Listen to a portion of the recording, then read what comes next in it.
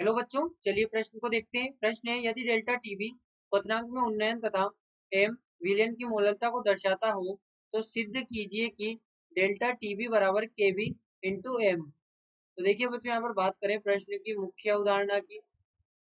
मुख्य अवधारणा तो बच्चों यहाँ पर हम समझें, हमारे पास में जो क्वथनांक में उन्नयन होता है, क्वथनांक में उन्नयन ये किस प्रकार से होता है, यहाँ पर इसे देखिए, ग्राफ से देखें। तो बच्चों यहाँ पर देखें हम इसके ग्राफ को, तो इसका जो ग्राफ होगा इसको हम ग्राफ के द्वारा समझें। तो देखिए इधर तो हमारे पास में होगा वाष्प दाब, वाष्प दाब, और यहाँ पर हमारे पास में होगा तापमान जो कि केल्विन में है। अब देखिए होता क्या है कि यदि हमारे पास में कोई द्रव है, हमारे पास में ये कोई द्रव है, इसका जो वाष्प दाब है यहाँ पर, इसका वाष्प दाब कब होगा, तो मतलब इसका क्वथनांक कब होगा, जब इसका जो वाष्प दाब है वो बाह्य दाब के बराबर हो जाए। यानी कि ये जो वाष्प दाब है यहाँ से बढ़कर और 1 atm के बराबर हो जाए। तो इसको हम इस प्रकार से दर्शा सकते हैं, यहाँ से इस प्रकार से होगा। यानी कि यहाँ पर ही हमारे पास में जो विलायक है, विलायक, मान लीजिए इसका पहले जो क्वथनांक था, अब क्वथनांक क्या हुआ, जब वाष्प दाब बाहरी दाब के बराबर हो गया इस पॉइंट पे, तो वाष्प दाब है वो बाहरी दाब के बराबर हो गया, तो ये इसका आ गया क्वथनांक। यानी कि यहाँ पर इसको हम टीबी इनिशियल बोल दें, टीबी इनिशियल बोल दें। और बच्चों इसके बाद क्या होगा, जब हम इसमें अवाष्पशील ठोस मिलाते हैं द्रव में, द्रव प्लस यहाँ पर ये तो हो गया टीबी इनिशियल, और जब इसमें अवाष्पशील ठोस मिलाया गया, अवाष्पशील ठोस, अवाष्पशील ठोस, तो ये यहाँ पर हो गया टीबी फाइनल, टीबी फाइनल। अब देखिए जब इसमें अवाष्पशील जो ठोस है वो मिलाया गया, तो ये यहाँ पर विलयन होगा। अब इसका जो क्वथनांक होगा, इसका क्वथनांक थोड़ा सा बढ़ जाएगा, जो कि इस प्रकार से होगा यहाँ पर ये।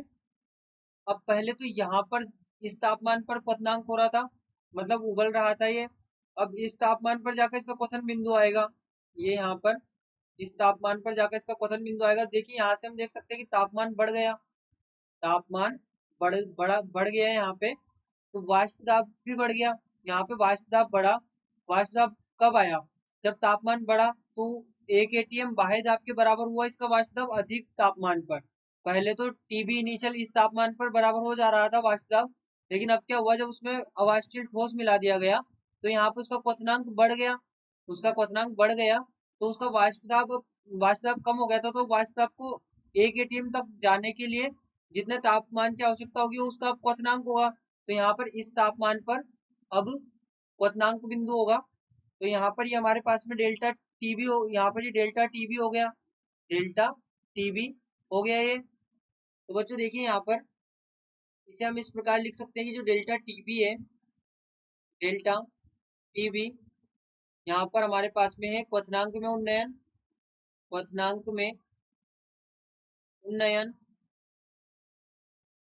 अब बच्चों ये जो हमारे पास में प्रयोग द्वारा, यहाँ पर प्रयोगों द्वारा सिद्ध है, प्रयोगों द्वारा सिद्ध है कि जो डेल्टा टीबी होता है, डेल्टा टीबी ये समानुपाती होता है एम के, ये समानुपाती होता है मोललता, समानुपाती होता है मोललता एम के, मोललता एम के।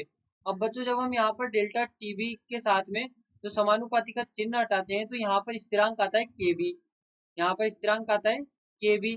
तो ये हमारे पास में हो जाता है क्वथनांक में उन्नयन डेल्टा टीबी बराबर केबी इंटू एम, जहाँ पर केबी समानुपाती स्थिरांक को हटाने के पश्चात आया है। और बच्चों यही हमसे कहा गया था कि इसको सिद्ध कीजिए कि कैसे आया। तो बच्चों यहाँ पर हमने सिद्ध कर लिया, यहाँ पर सिद्ध किया गया, सिद्ध किया गया है जो डेल्टा टीबी है वो केबी इंटू एम के बराबर होगा। तो बच्चों आशा करते हैं आपको प्रश्न समझ आया होगा। धन्यवाद।